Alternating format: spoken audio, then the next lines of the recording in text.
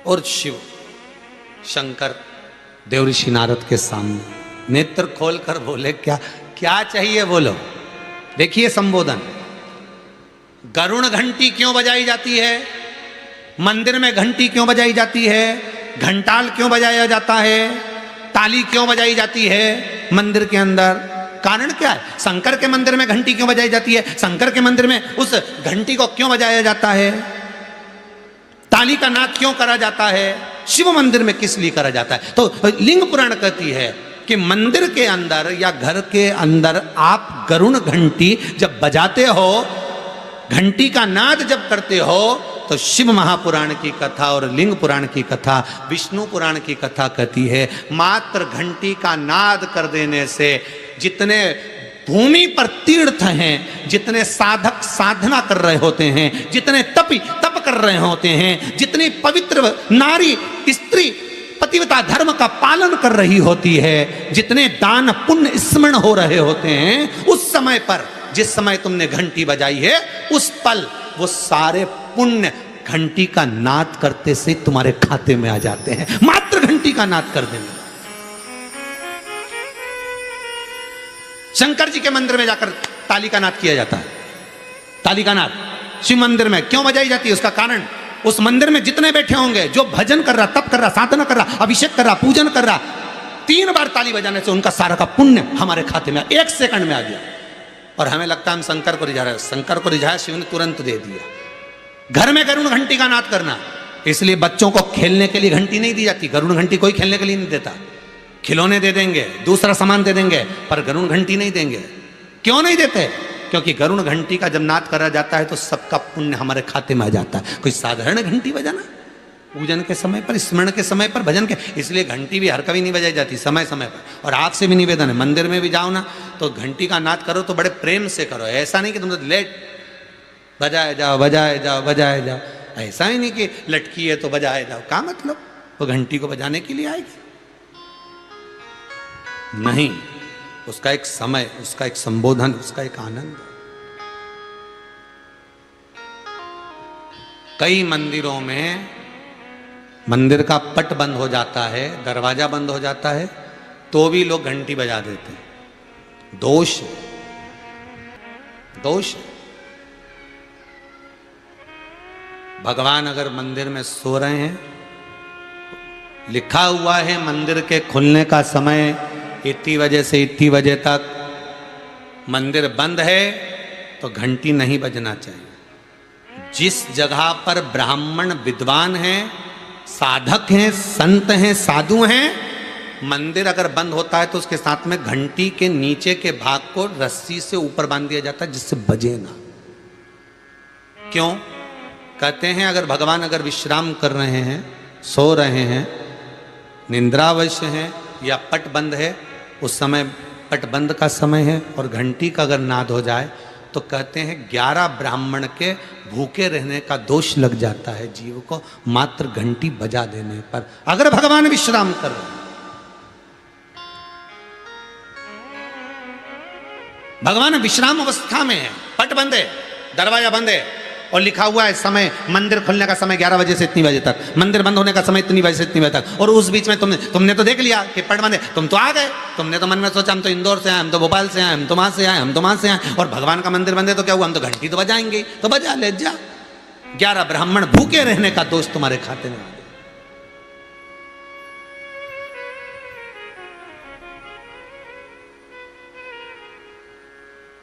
वो नाद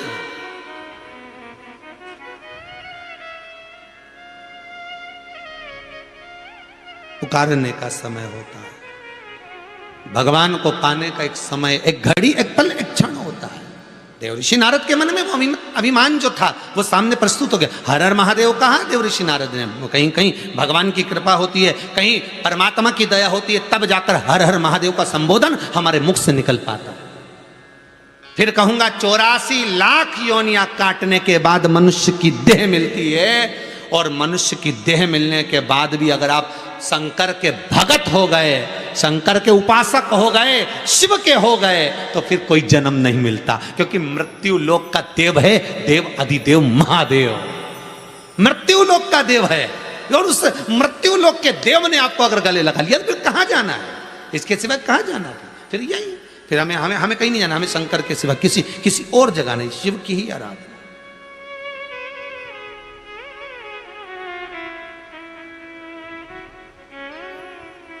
महाराज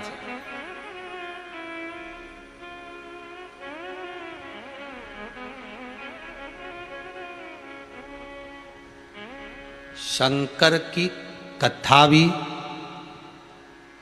सही कहें, शंकर की कथा भी एक औषधि है, और शंकर की कथा भी एक शंकर से लगन लगाने का रोग भी है। जो एक बार शंकर की कथा सुन लेता ना, उससे रहा नहीं जाता, फिर तो वो रिमोट पे ढूंढता ही रहेगा, मोबाइल पे कहीं कथा आ रही है, जरा 15 मिनट बस एक जरा सा सुन लो, सियोर वाला महाराज कथा, शिव महापुराण की कथा आ रही, बस थोड़ी सी देर, और सास के बंद मत कर देना, बहू के नाटक, तू चुप रहे, अभी थोड़ी सी और बच्ची देख, अभी इतनी बच गई, थोड़ी देर और, इसके बाद तुम नाटक देख लेना, सीरियल देख लेना, मना, पर मुझे देखने दो कथा। 2-3 दिन बीच में नहीं आए तो लोग कथा नहीं आ रही, बेचैनी बढ़ गई, कथा नहीं आई। कई लोग हैं ऐसे पूरे भारत की भूमि पर, क्या देश में क्या विदेश में क्या, ये ऑस्ट्रेलिया में बैठे हैं, इनको भी यही रोग लग गया, ये बांगड़ परिवार, इनको भी यही रोग लगा है, बस वो कथा वहां ऑस्ट्रेलिया में लेकर सुन लिए, चित्त में आ गई, फोन करा, गुरुजी से बोलो ऑस्ट्रेलिया कथा करने आए, हमने कहा आशीष कोरोना चल रहा, रेंद्र दादा भाई ऑनलाइन करा दो, आओ साहब कथा, ये रोग है। श्री रामेश्वर लाल जी, श्रीमती सोवन देवी जी, ये शिव पुराण भी एक बीमारी जैसी दिल में लग गई कि अब कथा तो होना है। और एक नहीं, आप सबसे निवेदन है, भगवान भोलेनाथ से प्रार्थना करना, कुबेर भंडारी से प्रार्थना करना, कुबेरेश्वर महादेव से प्रार्थना करना, महाकाल विश्वनाथ से प्रार्थना करना कि हे शंभो, हम आपकी शिव महापुराण की कथा सुन रहे हैं, ऐसी कृपा करना, इतना धन हमको देना, इतना वैभव हमको देना, ऐसा धन देना कि गलत जगह पर न लगे, धन ऐसा देना कि एक बार शिव महापुराण की कथा करवा सके, ऐसी संपदा हमको दे दे, हम भी करवाएं और अपने जीवन को सार्थक करें, हम भी अपने पूर्वजों को पार लगा दें, ऐसी कृपा बस एक बार कर दे, ऐसी कृपा कर, उसको कहो। ये एक दिल का रूप भी है, सताओ ना हमें लोगों, हमें दिल की बीमारी है। ये शंकर के भक्तों के लिए हो, ये लाइन जो है कृष्ण राम शिव के भक्तों के लिए, सताओ ना हमें लोगों, हमें दिल की बीमारी है, हमारा वेद दुनिया में वो बांके बिहारी है, हमारा वेद दुनिया में वो त्रिपुरारी। ये रोग लग गया, ये रोग लगा, कुछ नहीं है भाता, जब ये रोग लग जाता, लग गया।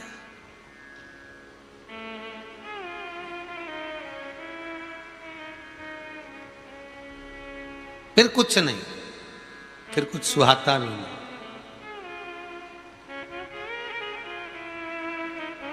फिर क्या सुहाएगा?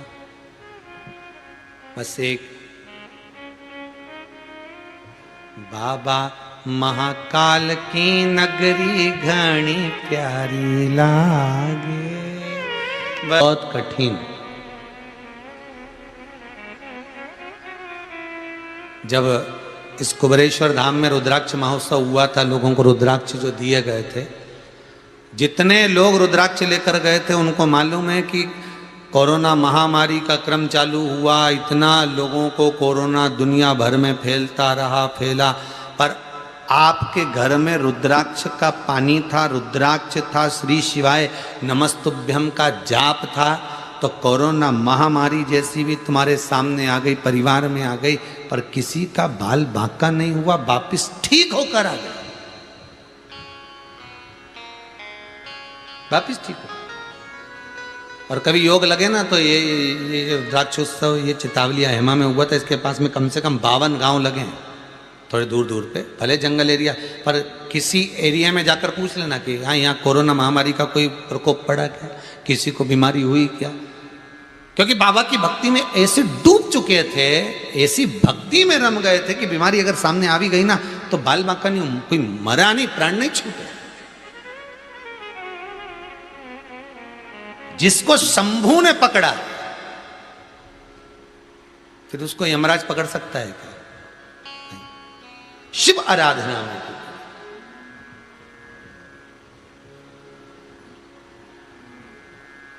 शंकर की आराधना और रुद्राक्ष, शिव और गुरु, गुरु सतगुरु, इनको पहचानना बड़ा कठिन है।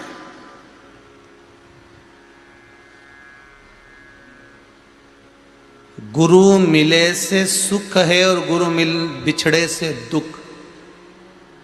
असली गुरु अगर जीवन में मिल जाता है तो जिंदगी संवर जाती है, सुखमय हो जाती है, आनंदमय हो जाती है, और गुरु अगर बिछड़ जाता है तो जिंदगी नरक हो जाती है।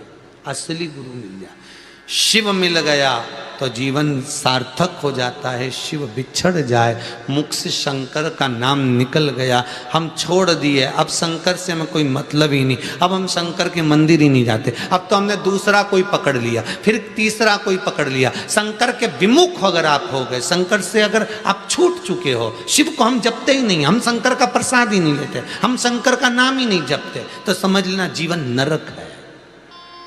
और जैसे जैसे आप शंकर के करीब में होते चले जाओगे, शिव के पास होते चले जाओगे, वैसे वैसे दुख कटता चले जाएगा, अपने आप लक्ष्मी बढ़ती चली जाएगी, संपदा बढ़ती चली जाएगी।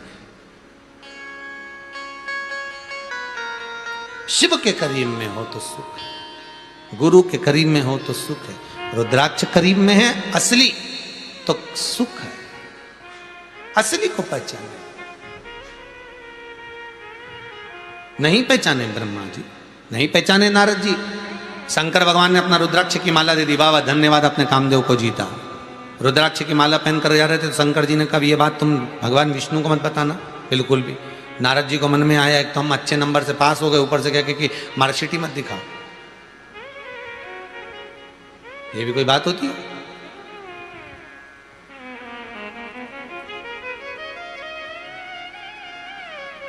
डिग्री, जिस क्लास में तुम पढ़े हो उस क्लास की डिग्री, उस क्लास की मार्कशीट,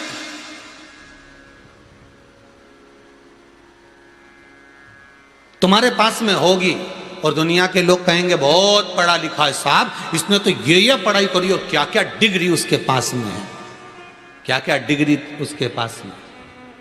पर परमात्मा को ना तो तुम्हारी डिग्री से मतलब है, परमात्मा को ना तुम्हारी वो मार्कशीट से मतलब है। परमात्मा तो कि मेरी डिग्री है कि नहीं इसके पास में वो देखना पड़ेगा, इसके माता पिता ने इसको भजन का संस्कार दिया कि नहीं दिया, भक्ति का संस्कार दिया कि नहीं दिया, स्मरण का संस्कार दिया कि नहीं दिया, भगवान ये देखता है, भगवान ये देखता है। वो डिग्री होना चाहिए, वो डिग्री।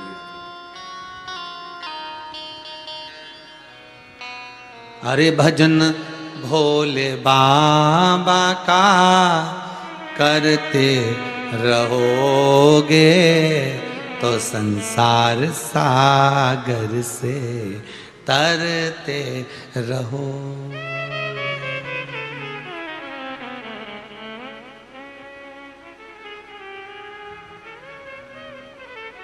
किसी ने कहा हमारी अंगूठी घूम गई,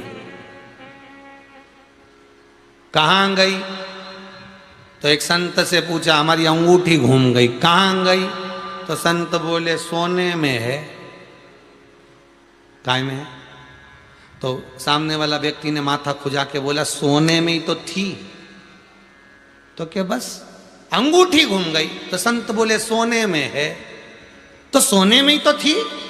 तो बस जिसमें थी उसी में चली, जिसमें थी उसी। संसार भी जिसमें है उसी में समाना है, उसी में। चाहे सृष्टि को जिस प्रभु ने वही ये सृष्टि चला रहे। अटैक आ गया, शुगर बढ़ा दी, कोई बीमारी दे दी, उठा लिया, वो तुरंत भेजेगा भी, ले भी जाएगा, बराबर भी कर देगा, हिसाब पूरा लेवल का चलाता रहेगा। इधर लोग मर भी रहे थे कोरोना में और उधर लोग पैदा भी हो रहे थे कोरोना में, निभा रहा था। मरने वाले को कोरोना था, जो पैदा हुआ उसको कुछ नहीं था, वो तो रो रिया था और माता का दूध पी के बड़ा अलमस्त हो रहा था। उसको मालूम भी नहीं कि कोरोना में पैदा हुआ, वो तो मस्त। दुनिया रोए, उसको क्या करना, अपन तो मस्त, उसको कौन सा फर्क पड़ रहा। एक आ रहे हैं, एक जा रहे हैं, आ रहा है जा रहा है संसार। देवर्षि नारद के भीतर से अहंकार था, माला फेंक दी रुद्राक्ष की। रुद्राक्ष का यदि अपमान करे तो फिर जीवन सार्थक नहीं हो सकता। शंकर का अपमान करने वाला कभी सुखी नहीं रह सकता। नारद जी ने, देवर्षि नारद ने जाकर भगवान विष्णु से कहा। भगवान विष्णु ने उसका बंदर का मुख बनवा दिया, क्योंकि शिव की निंदा करने वाला, सुनने वाला दोनों बानर की योनि पाता, दोनों पशु की योनि पाता। समय आया, जो सती मैया जलकर भस्म हुई थी वही हिमालय राज के यहाँ प्रगति, उड़नी के साथ में शंकर भगवान का मंगल विवाह पार्वती के साथ हुआ। वही पार्वती।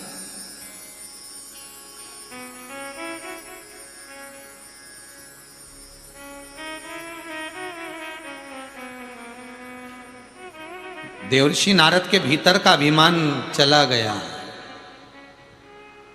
कई लोग ऐसे भी हैं जो कहेंगे इस रुद्राक्ष में क्या रखा है, ये तो 5 रुपया मिल जाए, 2 रुपया मिल जाए, 1 रुपये में मिल जाए। ऐसे कई रुद्राक्ष हम लाके दे देंगे, शंकर जी पे चढ़ा, पर मिल जाएगा बाजार में, 2 रुपये 1 रुपये का भी मिल जाएगा। पर हीरा को परखइयो राम कौन। एक अच्छा जोरदार नग तुमको मिल जाए और तुम किसी के पास लेके जाना, भैया कितने का, कबाड़ी से पूछना, चमक तो अच्छा रही है, दे दो, ले लो 1-2 रुपया। फिर कपड़े वाले के पास जाना, बहुत अच्छा चमक रही है, दे दो, हम कपड़े की दुकान पे रख लेंगे, 5 रुपये ले लो। फिर किसी और के पास जाना, वो तुम्हें 10 रुपये दे देगा। फिर सुनार के पास जाना, इतना जोरदार हीरा 5000 रुपये देता हूँ, दे दे, लाभ भी हाल दे। फिर किसी जौहरी के पास जाना, अरे ये तो 10 लाख का, 10 लाख पकड़, हीरा मुझे दे दे, फिर भी उन्हें। फिर किसी राजा को सूचना मिल जाएगी, इतना जोरदार हीरा है, राजा कहेगा मेरी पूरी सत्ता ले ले, ये हीरा मुझे दे। हीरा को परखइयो राम कोई नहीं। परमात्मा को परख कौन करे?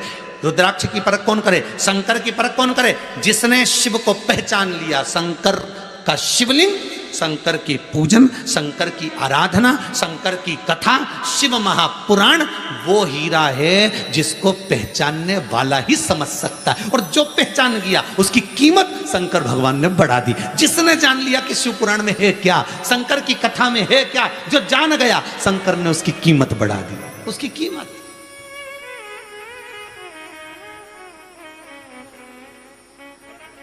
इसलिए बार बार आपसे कहते हैं अपने अड़ोसी पड़ोसी धड़ोसी, अड़ोसी पड़ोसी पीछे वाले धड़ोसी, इधर वाली अड़ोसन, इधर वाली पड़ोसन, पीछे वाली धड़ोसन, सबको खबर कर दो। 2 बजे से 5 बजे तक कथा थी शिव, पर आज 2 बजे से 5 बजे तक रही। कल की जो कथा रहेगी वो 1 बजे से 4 बजे तक रहेगी, ठीक है? केवल 1 दिन की कथा, कल की 1 से 4, फिर परसों की वापस 2 से 5 हो जाएगी। वो 1 से 4 इसलिए कोई कारणवश हो जाता है, चैनलों पर चलता रहता है। अब ये तो बाबा का योगा रहता है ना, तो जैसे इधर हिला, इधर कहीं ना कहीं थोड़ा बहुत ऊंचा नीचा होता रहता है, वो तो चलता रहता है, कोई दिक्कत। तो वो 2 से 5 की जगह 1 से 4 भी हो सकता है, हो जाता है। कभी कभी सुबह सुबह मॉर्निंग वॉक करने जाते हो, रोज़ 5 बजे जाते हो, कभी 5:30 पे भी जा सकते हो, कोई ज़रूरी नींद लग गई उसमें कौन सी बड़ी बात है। ये तो अपने भगवान की, तो तुम ये मत सोचना हो। तो कल की जो कथा रहेगी वो कितनी बजे रहेगी, हैं? हाँ, तो जो सोने वाले व्यक्ति उनको क्या कहोगे कि तुम कल 1 से 4 मत सोना, 2, 5 बजे के करीब में सो जाना। तो ये तो केवल कल कल की हो, परसों से तो फिर वही टाइम आ जाएगा, फिर वापस देख लेंगे तेरा क्या होगा रे कालिया, ठीक है, फिर वापस वही 2 से 5। अपने चिंता नहीं, कालों का काल महाकाल है, जो काल में घड़ी, जो समय पे कथा करा है अपन उस समय पे कर लो, जो समय महाकाल को सुनना होगी वो सुना देगा। हो सकता है कल अमावस्या दोपहर में, शाम को वही 4-5 बजे तक, इसलिए शंकर भगवान ने सोचा होगा कि अमावस्या में कल की कथा होना चाहिए, तो जीवों का कल्याण हो जाएगा, ना जाने कितने अधोगति में मरे हैं उनका उद्धार हो जाएगा। इसलिए उनने सीधे चैनल से जोड़ा और के 5 बजे समापन होने वाली, 1 से चालू करो 4 बजे तक। तो भगवान ने कहा सबकी मुक्ति हो जाए, जितने अधोगति में मरे, जितने कैसी अवस्था में मरे, सबको तारने के लिए कल की अमावस्या की कथा 1 से 4, फिर नवरात्रे वापिस 2 से, फिर अपनी हुई 2 से 5 भजन कीर्तन। शिव पार्वती का मंगल विवाह हुआ, बड़े आनंद में भगवान की भक्ति को धारण करें। यहाँ पर भी मूंछ वाले भैया आए खड़े हो गए, तो अपने को भी थोड़ा ध्यान रखना पड़ेगा समय अवस्था का। तो कल की कथा का वही समय रहेगा। शिव पार्वती का मंगल विवाह हुआ। आप सभी को भाव भक्ति से ये श्राद्ध पक्ष की जो अमावस्या है, जो लोग दान दे रहे हैं अपने पूर्वजों के लिए, अन्न क्षेत्र में, गौ दान में, मंदिर निर्माण में, जो भी आप दान कर रहे हैं, मेरा कुबेर भंडारी आपके भंडार सदा भर कर रखे, खूब दे आपको, और आप ऐसी दोनों हाथों से इस कुबेरेश्वर धाम के लिए समर्पित होते जाएं और आपका समर्पण हो। 1-1 रुपया भी अगर आपका आ रहा है इस कुबेर भंडारी की भूमि पर, बाबा देव अधिदेव महाकाल आपके खूब भंडार भरे। सबको हर हर महादेव, हर हर महादेव, हर हर महादेव।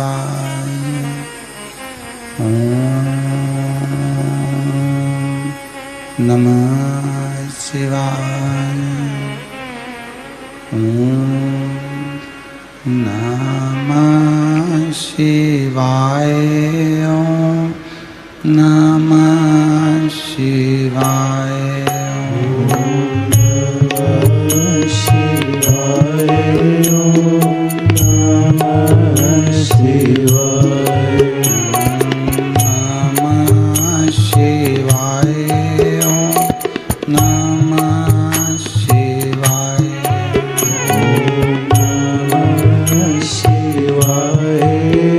यारे तूने दाता बन कर पर कभी नहीं दान कियो, दयालु मैंने अवगुण बहुत कियो।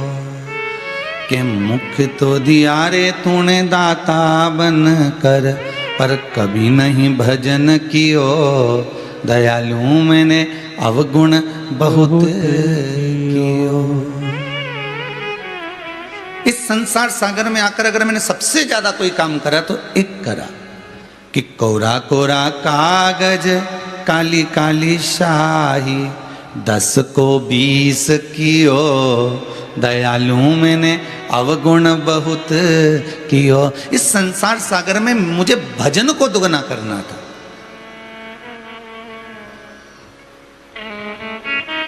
पर मैं भजन को दुगना ना कर भोजन को दुगना कर ली।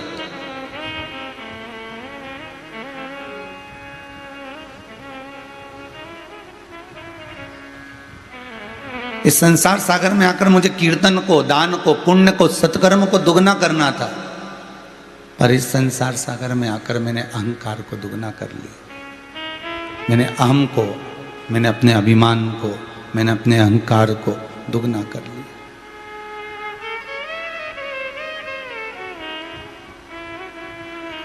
अरे भाई, मेरा शंभू ऐसे ही नहीं मिलता। सब कुछ त्यागने के बाद मुर्दा जब शमशान में पहुंचता है तब उसकी भस्म शंकर पे चढ़ती है। बोलो सही है कि गलत है?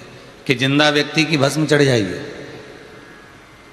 सब कुछ त्याग दिया जब उसने, अपना घर, परिवार, कुटुंब, नाते, रिश्ते, सारा साज सामान सब कुछ जब त्याग दिया उसने, संपूर्ण वैभव का जब त्याग कर दिया उसने, तब जाकर जब वो शंकर की शरण में पहुंचा, तब जाकर बाबा भूत अधिपति भूतेश्वर पर उसकी भस्म चढ़ी है। तब जाकर वो भस्म चढ़ पाई। संपूर्ण वस्तुओं का जब त्याग कर दिया तब, संपूर्ण साज का जब त्याग कर दिया तब चढ़े।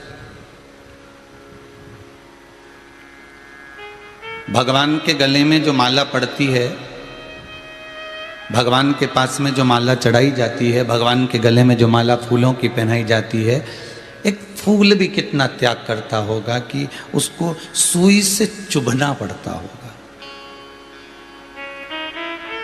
सुई उसको चुभाएगी और चुभाने के बाद तब जाकर ये पुष्प एक धागे में आएगा और आने के बाद तब जाकर ये पुष्प तब माला के रूप में भगवान के गले में जाएगा। और मान लो आपने भगवान को माला पिनाई ही नहीं और आपने तो विचार करा कि मैं तो सोने की माला पिनाऊंगी, तो सोने को भी अग्नि में तपना पड़ा तब जाकर वो निर्मित हुआ और निर्मित होकर तब भगवान के पास गया। अब तुमने विचार करा ना मैं फूल की माला चढ़ाऊं ना मैं सोने की माला चढ़ाऊं, तो तुमने विचार करा एक काम करती हूँ, मैं तो भगवान को चंदन लगा देती हूँ, बाकी का अब तो ना तो इसमें पैसा लग रहा है ना कोई माला लग रही है ना कुछ। तो चंदन को भी अगर लगाओगे तो भी तो चंदन को पत्थर पे भाटे पे घिसना ही पड़ेगा।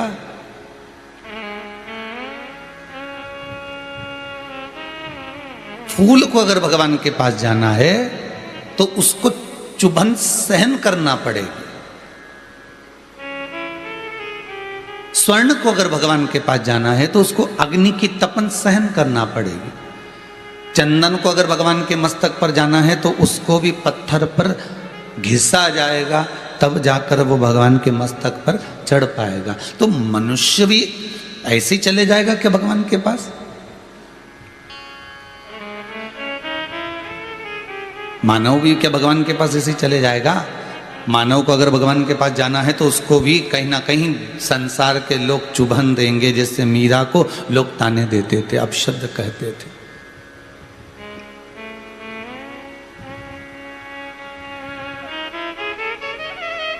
जहर का प्याला मीराबाई को लाकर दे दिया, महाराज सांप का पिटारा लाकर दे दिया, पर फिर भी उसको चुभन तो है, चुभाया तो जा रहा है।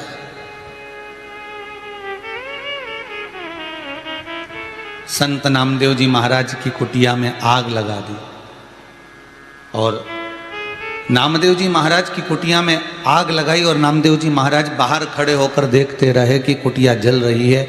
अब करें क्या? तो ये तपाया जा रहा है, कुटिया में आग नहीं लगाई, ये सोने को निखारा जा रहा है, तपाया जा रहा है।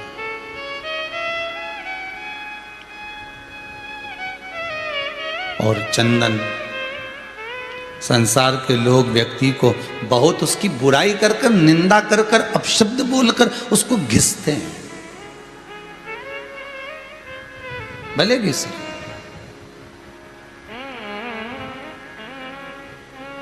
फिर भी दुनिया कुछ भी कहे, भगवान इतना जरूर जानता है कि जो मेरे लिए रोया है, जिसके नैनों में मेरे लिए अश्रु आए, जिसको मैंने दुख तो दिया, कष्ट तो दिया, पर वो मेरे लिए, वो मेरे लिए रोया है। तो भगवान ये जानते हैं कि ये मेरा है और मेरे सम्मुख में आकर अगर एक बार अगर कह दे कि शंकर है, शंभु है, त्रिकालदर्शी है, कैलाशी है, कालो का काल महाकाल है, भूतधिपति भूतेश्वर है, मेरा कुबेर भंडारी है, मेरा कुबेरेश्वर नाथ, इतनी कृपा करना कि मैंने दुख झेला, माना मैंने पूर्व में कुछ करा होगा, उसका भान मुझे आज हो रहा है। शिव महापुराण बार बार कहती है कि पूर्व में जो कर आए हो उसका भोग तो तुमको भोगना पड़ेगा, चाहे रो के भोग लो चाहे मुस्कुरा के भोग लो। फिर वही वाली बात आ गई, थोड़ी सी तकलीफ आई, थोड़ा सा दुख आया, थोड़ा सा कष्ट आया, आपने पत्रिका दिखाई, पत्रिका में दोष देखोगे कि पत्रिका में ये दोष है। वास्तुशास्त्री को घर दिखाओगे तो कहेगा कि इसमें दोष है, काल सर्प का दोष है, पितरों का दोष है, वास्तु का दोष है। आपने दुनिया में दोष देखा, पर अपने भीतर का भी तो दोष देखो कि हमने क्या करा है, हमने क्या बोल दिया, हमने ऐसा क्या कर दिया, हमने क्यों ऐसा करा, अपने भीतर का दोष क्यों नहीं दिखता?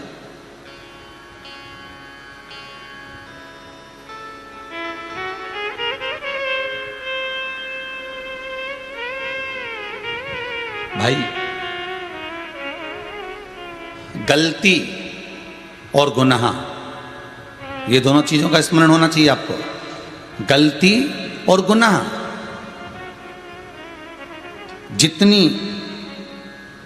जितने लंबा सफर करते हैं, ये ध्यान दीजिएगा, गलती और गुनाह ये जितना लंबा सफर करेंगे, गलती आपने छुपा ली, छुपा कर रख ली और उसका लंबा सफर चल रहा है, गुनाह तुमने कर लिया और छुपा लिया और लंबा सफर चल रहा है। ये गलती और गुनाह जितना लंबा सफर करते हैं उतना वापिस आने में देरी होती है महाराज। मुख दिखाने में देरी होती है, गलती और गुनाह।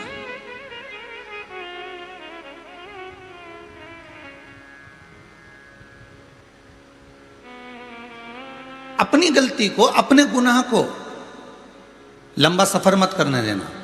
जैसे ही गलती हुई वैसे ही सदगुरु के चरण में, माता पिता के चरण में, घर के बड़ों के चरण में, और जिसकी गलती करी उसके चरण में जाकर माफी मांग लेना। इसको लंबा सफर मत करने देना कि मैं परसों नरसों और दिन, तो मालूम पड़े वो गलती खिंचाती जाएगी और खिंचाएगी, फिर मुख नहीं दिखा पाओगे। गुनाह जो करा है उसके लिए भी क्षमा याचना कर ली और लंबा। मुख किसे दिखाओ? ठीक है,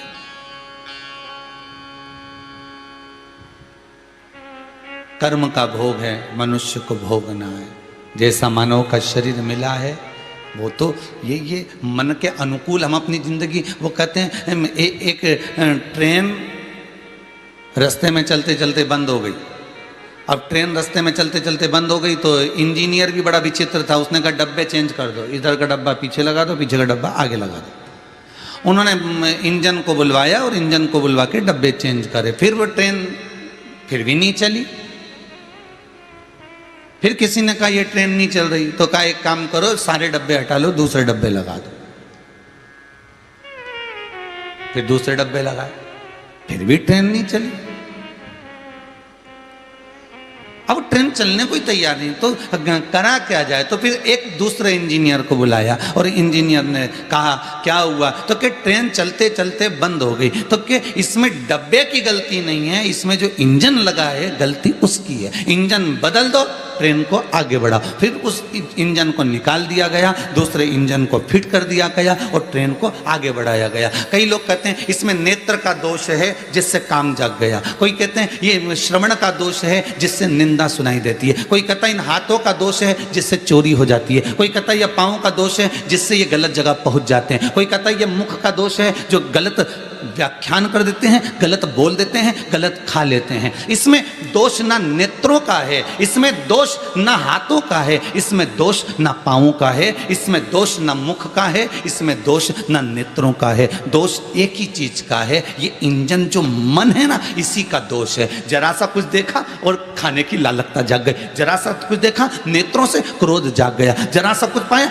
आखिर ये मन जो है ये इंजन है, इस इंजन को थोड़ा सा चेंज करना पड़ेगा तो हमको सब कुछ अच्छा नजर आने लगेगा, हमको सब कुछ अच्छा सुनाई देने लगेगा, हमारे हाथों से सब अच्छा होने लगेगा, हम अच्छी जगह जाने लगेंगे, हम अच्छा बोलने लगेंगे, हम अच्छा खाने लगेंगे। क्योंकि ये मन ही सबसे विचित्र इंजन है जो दुनिया के लोग डब्बे बदल रहे हैं। आप भी डब्बे बदल रहे हो, जरा सा कहीं पर कुछ गंदा देख लिया तो आंखें फेर लियो, राम जी राम, अच्छी बात थोड़ी ना। ऐसा जरा सा कुछ हुआ मुंह पर कोई ना कुछ बोला तो आपने श्रवण शक्ति पर ध्यान दिया, पर मन केंद्रित नहीं कर पाए।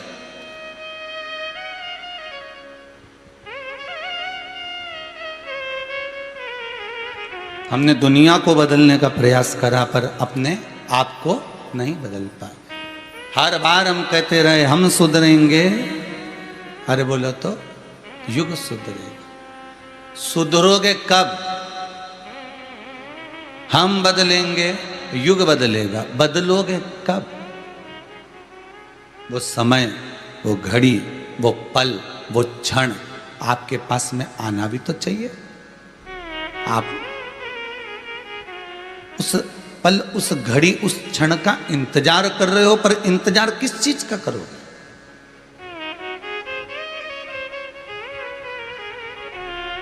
बदल लो इस मन को,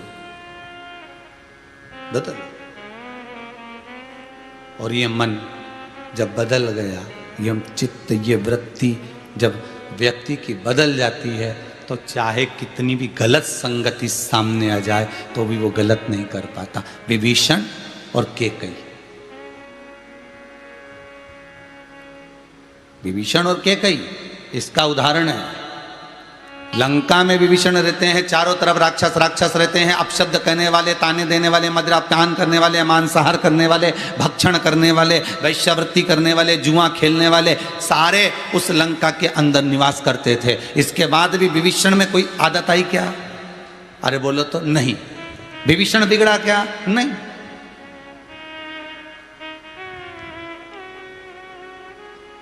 विभीषण के भीतर कोई गलत संगति आई? नहीं।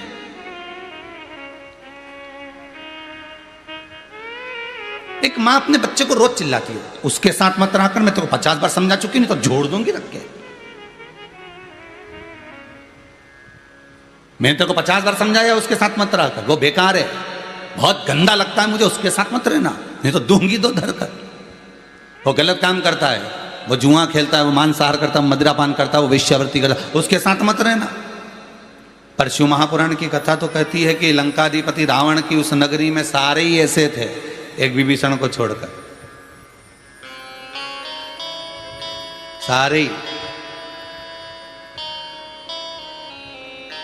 तो वो क्यों नहीं बिगड़ा?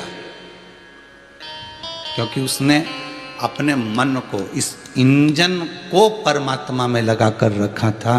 तो डब्बे बदलने की जरूरत नहीं है। फिर तो देखे जितना देखना। कौन कहता है कि नाटक मत देखो? कौन कहता है कि फिल्म मत देखो? कौन कहता है कि सीरियल मत देखो? तुम नाटक देखो, पर घर में नाटक मत करो।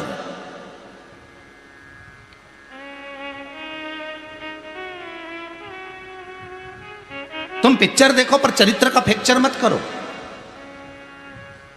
खूब देखो, जितना देखना देखो, पर इस चित्त वृत्ति में, इस इंजन को जरा ध्यान रखना। इंजन बेकार हो गया। ये नेत्र नहीं, ये श्रवण शक्ति नहीं, ये मुख नहीं, ये हाथ नहीं, ये पैर नहीं, ये इंजन को सुधारना है। और इंजन सुधर जाए तो ठीक है, नहीं तो जो इंजन का मालिक है नहीं, उससे कह दो, वही परमात्मा से, कि ये मन तूने जो दिया है नहीं, बड़ा बेकार दे दिया साहब है। इसको क्यों कि ये गलत सामान मत खा, तो भी दे के सुबह के टाइम तो पहुंच ही जाए, अगर सुबह नहीं पहुंचे तो रात के पहुंच जाए। तो भगवान से प्रार्थना करो कि मन तूने बड़ा विचित्र दे दिया, इंजन बड़ा गड़बड़ दे दिया, मैं क्यों कि ये गलत चीज मत देख। इसके बाद भी ये नेत्र पहुंच जाते, जान कर करके वो व्हाट्सएप खोलने में आ जाएगा, और ये नहीं पढ़ना अपन को मैसेज किसी का, फिर भी वो हाथ में आ जाएगा। नहीं देखना। ये नेत्र का दोष नहीं है, दोष किसका है? अरे बोलो जम के, ये मन का। हमें नहीं सुनना निंदा, हमें निंदा नहीं सुनना। उसके बाद भी ले दे के हमारी वो काकी जी के भेज दिया ना, मासी जी के भेज दिया ना, मामा जी के भेज दिया ना, फूफा जी के भेज दिया, और वो बैठे और जो बात करना चालू करी। फिर तो थोड़ी देर तो सोफा पे बैठे ने, तुमने मना भी कर दिया, देखो हमारे सामने फालतू बात मत करना। फिर उसने बात घुमा दी, और घुमा के जब दूसरी तरह से करना चालू करी ने, तो ऐसा रस आया। तो अब तो के रिमोट से टीवी बंद कर दो थोड़ी देर जरा, अब मासी जी आई थोड़ा सुन ले क्या कह रही बेचारी। अब तो ये श्रवण का दोष नहीं है, दोष मन का है। चित्त वहां लग गया उस निंदा में, मन वहां लग गया उस निंदा में, नेत्र वहां पहुंच गए उस गलत जगह पर, मुख गलत पहुंच गया, ये मन के कारण। डॉक्टर कितना मना करता है शुगर वालों को बोलता है ना कि ये मीठा मत खाना, बिल्कुल भी तुम्हारे लिए हानिकारक है। फिर भी शुगर वाला व्यक्ति वो इंजेक्शन ले लेगा, टेबलेट खा लेगा, पर मन सामने अगर काजू कतली आ जाए, सामने अगर बंगाली आ जाए, सामने रसगुल्ला आ जाए, तो क्या करेगा? रसगुल्ले को भी निचोड़ लेगा, पर खाएगा जरूर। ये जिह्वा का दोष नहीं है हो, ये दोष जिह्वा का नहीं है, ये इंद्री, इस इंद्री का नहीं है हो, दोष है इस इंजन का, इस मन का। ये दौड़ जाता है।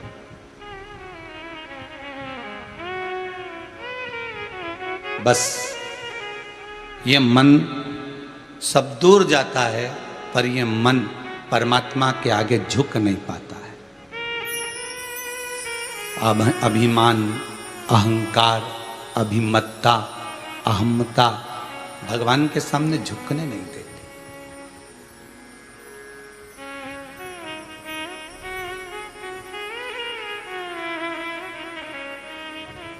और जिस दिन ये मन भगवान के सम्मुख में झुक गया,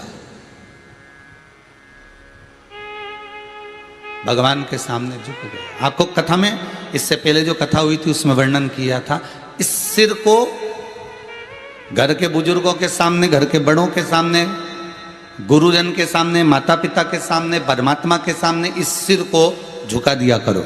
क्यों? इस सिर में सब कुछ भरा हुआ है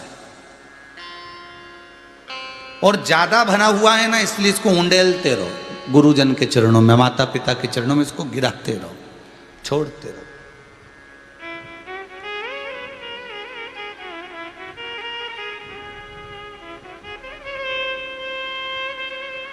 ये मन शिव के चरणारविंद में रहा तो इसको झुकाने की आदत डाल, मन झुकता ही नहीं।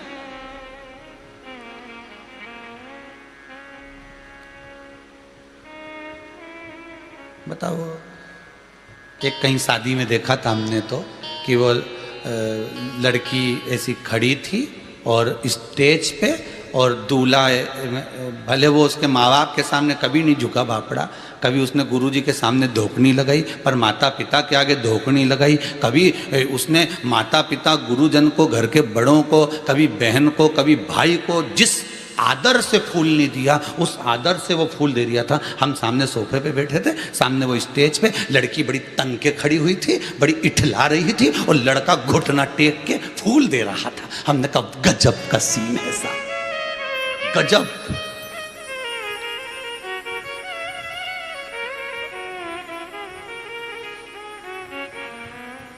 अब मन में ऐसा आया तो हमने उनके रिश्तेदारों से कहा कि अरे बबलू इधर आ। तो बबलू बोला हाँ गुरुजी क्या? हमने कहा इन दोनों की पटेगी अच्छी रहे हो, बहुत जोरदार पटने वाली। जब लड़का आज ही इतना समर्पित हो गया बेचारा है, गुलाब का फूल दे रही आप घुटना झुका के, जो अपने माँ बाप के आगे नहीं झुका, जो कभी है गुरुजन के आगे नहीं झुका, ऐसा घुटना झुका के गुरुजी के प्रणाम करे तो यूं कर दे, मम्मी पापा बोले हाय,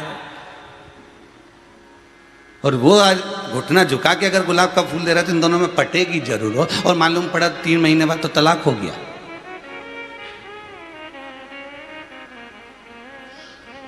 और वो भी यही कहने के लिए आए, गुरुजी बहुत बुरी हालत है, इन दोनों का तलाक हो रहा है। हमने पूछा क्यों? तो वो घुटना झुकाया था। दिक्कत तो वही है नहीं महाराज कि लोग घुटना तो झुका देते हैं, लोग नेत्र तो झुका देते हैं, लोग सिर तो झुका देते हैं, पर अपना दिल नहीं झुका पाते, अपना मन नहीं झुका पाते। तकलीफ माड़ी पड़ी, दिक्कत तो यही पड़ी है। लोग मंदिर जाएं तो सिर नवा दें, मंदिर जाएं तो हाथ जोड़ लें, हाथ जोड़ने से होगा क्या?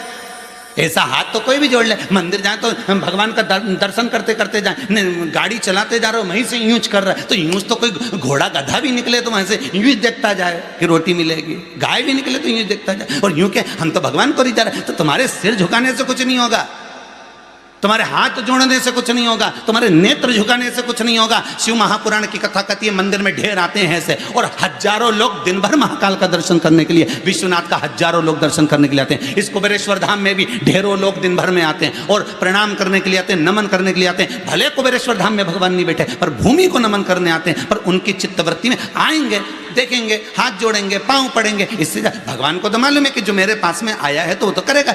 तुम किसी एसपी के पास जाओ, कलेक्टर के पास जाओ तो वो तो पूछेगा सर आज आ जाऊं, अंदर आ जाऊं, प्रवेश कर जाऊं? हाँ सर, सर सर करके बात करेगा, उसको मालूम है इससे सर सर करना पड़ेगा। पंडित जी से कोई बात करेगा तो सर करके करेगा क्या? गुरुदेव, पंडित जी, महाराज जी, इस तरह से बात करेगा। तो सबका बात करने का तरीका, तो जो मंदिर जाएगा उसको तो प्रणाम करना ही पड़ेगा, जो मंदिर जाएगा उसको हाथ तो जोड़ना ही पड़ेगा, जो मंदिर जाएगा वो दिया तो लगाएगा ही सरी, जो मंदिर जाएगा 1 लोटा पानी तो चढ़ाएगा ही सरी, जो मंदिर जाएगा तो फूल भी चढ़ाएगा, जो मंदिर जाएगा तो बेलपत्री भी चढ़ाएगा। तो ऐसे तो दुनिया का हजारों लोग आता है, सब आते हैं भगवान के, ऐसे तो तू भी आया, पर यहाँ झुका तो सरी, तू सिर भी नवाया तूने, हाथ पैर भी झुकाया, पर दिल नहीं झुका पाया। मन नहीं झुका पाया। इस चित्त को, इस वृत्ति को, इस मन को, इस हृदय को, इस दिल को तू घर में बैठ कर भी मुझे नवा लेता तो भगवान कहते मंदिर आकर ही दिखावा करने की जरूरत ही नहीं पड़ती। तुम दिल तो नवा, मन तो झुका, इस चित्त को तो नवा।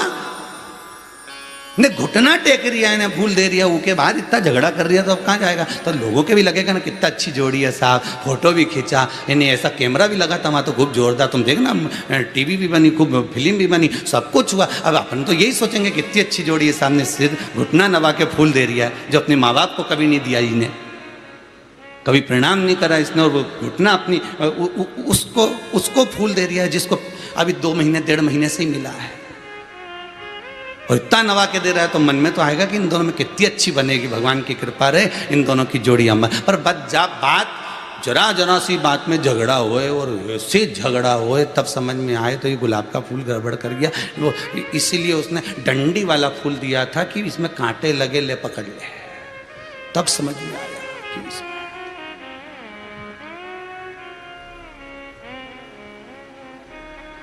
नमनता नहीं, प्रेम। और जो एक बार दिल से झुक गया, मेरे काल अधिपति महाकाल के चरणों में जो एक बार दिल से झुक गया, दिल से जो झुक गया, तो मेरा काल अधिपति महाकाल फिर उस पर जो कृपा करता है वो महाकाल ही जानता है, महाकाल।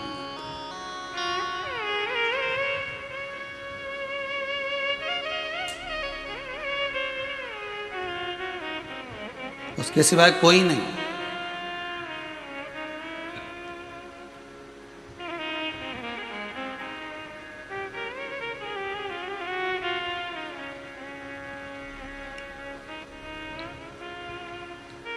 चित्त को, मन को झुकाना, शरीर को झुकाना वो एक अलग है, अलग।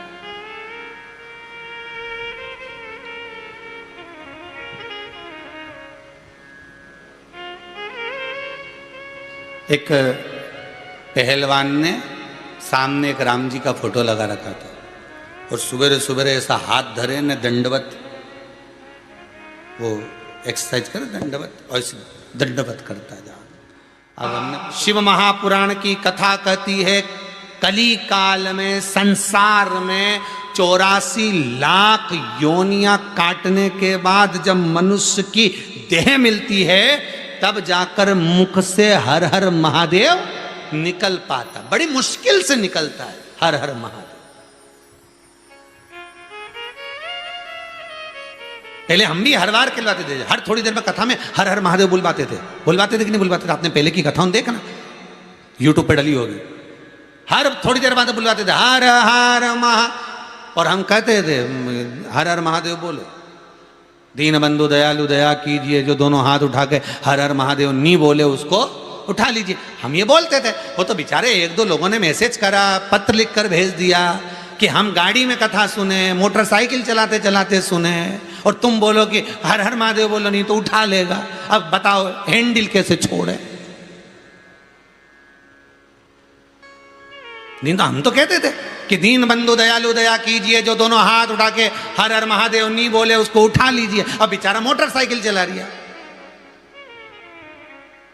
हेडफोन लगाए, मोबाइल में कथा चल रही आस्था चैनल की, और बढ़िया प्रेम से सुन रही है। अब महाराज बोला कि जो दोनों हाथ उठा के हर हर महादेव नहीं बोले भगवान उसको उठा लीजिए। अब बेचारा अंदर से भगवान तो गुरुजी तो उन्होंने पत्र लिख कर भेजा, ये सब थोड़ी सी कृपा कर दो साहब, तुम अब हम चलाते चलाते गाड़ी और हर हर महादेव कैसे बोले तो हमको साइड में लगाना पड़ती, फिर हम ऐसे करके हर हर महादेव बोलते तो लोगों को लगता कि बेचारा गाड़ी चलाते चलाते थक गया होगा इसलिए योगा कर लिया है। अब कुछ ऐसी व्यवस्था, अभी ये थोड़ा गड़बड़ हो गया महाराज, तो उन्होंने लिख के भेजा कुछ ऐसी व्यवस्था कर दो कि ये गाड़ी नहीं रोकना पड़े, क्योंकि हमको ऑफिस जाना रहता है।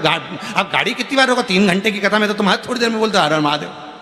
अब इतनी बार गाड़ी भी रोको और पीछे कहीं का आ रही हो तो वो अपने को न समझे कि इसको भूत तो नहीं लगता, हर गाड़ी रोक कर चला।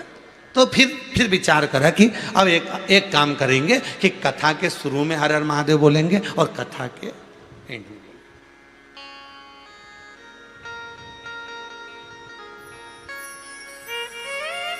अभी पिछली कथा के भी पिछली कथा, पिताजी जब देवलोक गमन हुए उसके पहले की, उस समय भी एक का पत्र आया था, गुरुदेव तुम्हारी ये 2 बजे से 5 बजे की कथा में हम बड़े परेशान हो गए। देखो पत्र होगा तो मैं कल दिखाऊंगा जरूर हो। हम बड़े परेशान हो गए और सबसे ज़्यादा परेशानी हमारे पड़ोसी से हो गई। हमारा सोने का समय और ये टीवी की आवाज़ तेज करने का समय है, और तुम बोले इतनी तेज चलाना कि पूरे मोहल्ले में खबर हो जाए, और वो इतनी तेज चलना है कि पूरे कॉलोनी का लोग, और हमारे तो आफत, क्योंकि इसका दरवाजा और हमारा दरवाजा एक जैसा फ्लैट में, और इसी की आवाज़ हमारी घर में घुसे। 1 मिनट नहीं सो पाए 2 बजे से 5 बजे तक। अब आप बताओ क्या करें? तो हम निवेदन करें कि कथा का टाइम चेंज करो। तो हमने आशीष से कहा इनको पत्र लिख कर भेज दो कि अब तुम भी सोने का टाइम चेंज करो, बहुत सो लिए, अब तो जागने का समय। अरे रात को चिल्लाता वो गश्ती वाला, आधी रात को सीटी बजा बजा कर चिल्लाता है जागते रहो। उसको क्या पड़ी जगाने की, उसको क्या पड़ी जगाने की, पर वो चिल्लाता है जागते रहो जागते रहो। क्यों? क्योंकि वो इसलिए चिल्लाता है कि अगर सो गए तो तुम्हारी तिजोरी का माल कोई चुरा कर ले जाएगा। रात को गश्ती वाला चिल्लाता है, दिन में कथाकार चिल्लाते हैं कि जागते रहो अभी भी मौका है। रात को सो गए तो चोरी का माल चोर चुरा कर ले जाएंगे तुम्हारे धन को, और दिन में अगर सोते रहे तो इस चित्त वृत्ति में जो राम आने वाला था उसको कोई दूसरा ले जाएगा, आत्मा निकल कर चली जाए। इसलिए जागो, ये जागने का मौका है, तुम्हारा समय चेंज कर लो सोने का, चेंज कर लो।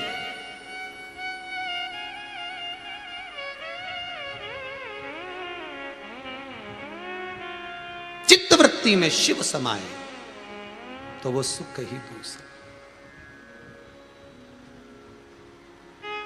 अब नारद जी के भीतर अहंकार आ गया, नारद जी के भीतर अभिमान समा गया। अब उन्होंने जाते से कहा हर हर महादेव, जैसे हर हर महादेव बोले शंकर जी के नेत्र खुल गए। शिव जी के नेत्र ऐसे खुलते नहीं है, पर हर हर महादेव बोलता है ना कोई व्यक्ति तो नेत्र खुल गया, तो शिव तुम्हारे साथ जपेगा। पर तुमने जैसे ही मंदिर में पहुंचते से कह दिया हर हर महादेव, शंकर भगवान के नेत्र खुल जाएंगे। उसका कारण क्या था? गंगा जिस समय भगवान शंकर की आराधना कर रही थी, गंगा मैया जिस समय शिव की तप साधना में डूबी हुई थी और भगवान शंकर को पति बनाना चाहती थी, पर गंगा शिव को पति नहीं बना सकी, पार्वती शिव के पति हुए। तब गंगा ने वर मांगा था कि मुझे एक वर दे दो। क्या वर?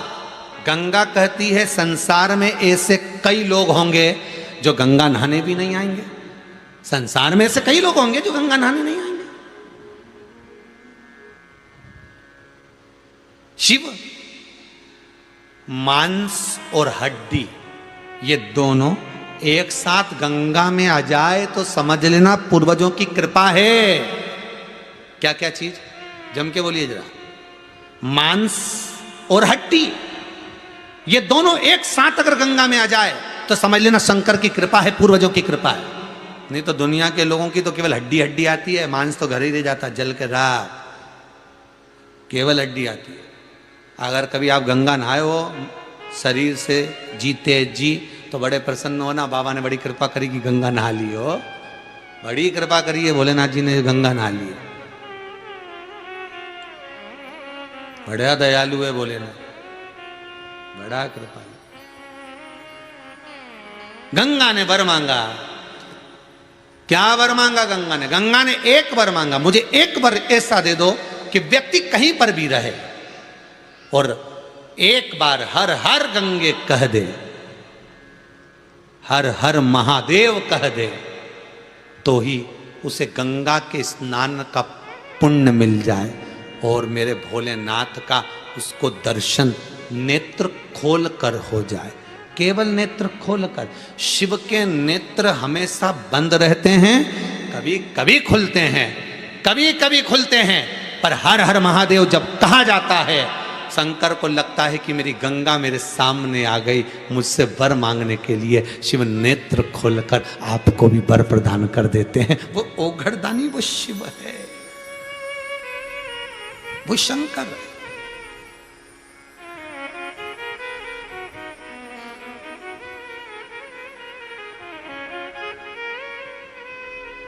हर हर महादेव कहने में शिव की साक्षी हो जाती, गंगा की साक्षी हो जाती। हर हर गंगे कहकर नहाने में गंगा का जल पवित्र, जो बाल्टी में पानी होगा वो भी पवित्र गंगा जल होगा, वो भी गंगा।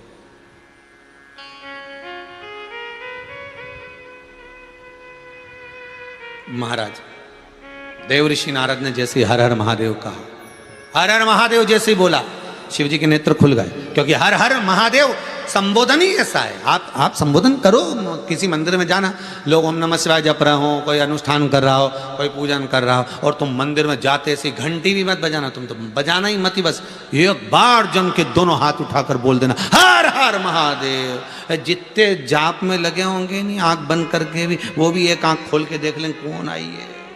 वो जब इतना सारा लोग आंख खोल के देख लेगा तो क्या महादेव नहीं देखेगा? प्रैक्टिकल करके तो देखो, एक बार प्रैक्टिकल जरूर करके देखो कि महाराज कहीं झूठ तो नहीं बोल रहा। होना चाहिए प्रैक्टिकल। एक बार एक महाराज जी प्रवचन दे रहे थे, प्रवचन में कह रहे थे मदिरा नहीं पीना चाहिए, शराब नहीं पीना चाहिए, ये गंदा नाली का पानी है, मत पियो, पियोगे तो बर्बाद हो जाओगे, गटर में पड़े रहोगे, नाली में पड़े रहोगे।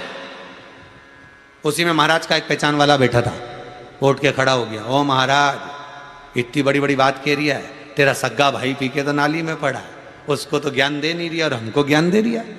महाराज जी को क्रोध नहीं आया, महाराज जी को बिल्कुल क्रोध नहीं आया। और महाराज जी उठकर क्या बोले, तो महाराज जी ने एक ही बात की, भैया देखो मैं भी प्रवचन दे रहा हूँ, मेरा भाई भी प्रवचन दे रहा है, मैं मुख से समझा रहा हूँ, मेरा भाई प्रैक्टिकल करके दिखा रहा है। अगर मुंह से समझ जाओ तो ठीक है, नहीं तो नाली में पड़ा है देख के समझ जाओ कि ऐसी गति तुम्हारी होगी।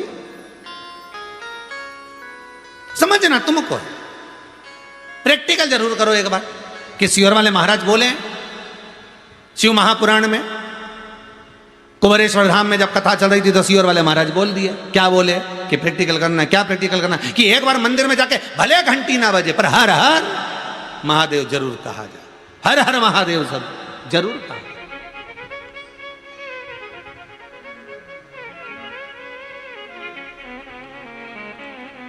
सबका ध्यान।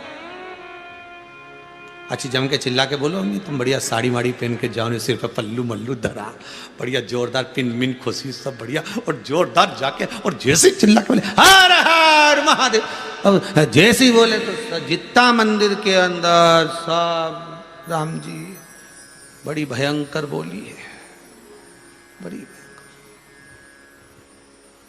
और मंदिर में कहीं का घंटी भी बजा रही हो नहीं तो पहले घंटी बजाने के बाद सबसे पहले शंकर जी के तो बाद में देखेंगे, पहले तुम्हें देखेगा कहाँ से आई है, कौन सी पुराण सुनी इसने, कौन सी पुराण। तो ये समझ, जब दुनिया देख सकती है तो महादेव क्यों नहीं देखेगा?